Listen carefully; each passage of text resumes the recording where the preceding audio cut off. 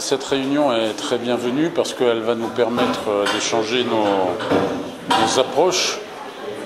nos analyses, nos informations, nos propositions entre interlocuteurs aussi divers que les représentants du personnel, les associations qui sont impliquées dans le secteur du logement ou de la consommation, les élus locaux. Et ce moment d'échange est tout à fait important puisque nous sommes en présence d'une entreprise qui est menée au mépris de l'intérêt public et au mépris de l'intérêt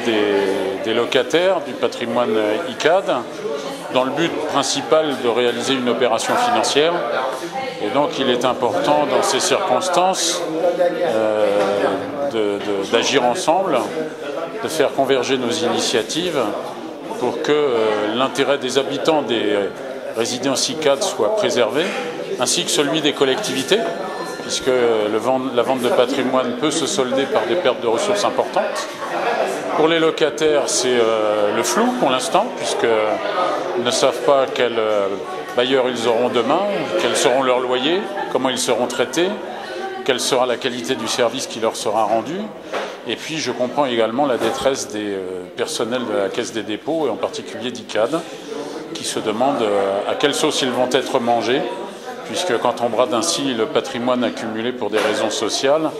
on voit bien que le sort des personnels ne pèse pas lourd non plus dans les critères de jugement du groupe ICAD. Alors il est tout à fait essentiel dans ces circonstances de se rapprocher pour créer le meilleur rapport de force possible en faveur des locataires, des collectivités et des personnels. J'espère qu'on va progresser dans cette direction aujourd'hui et avoir une réunion très constructive.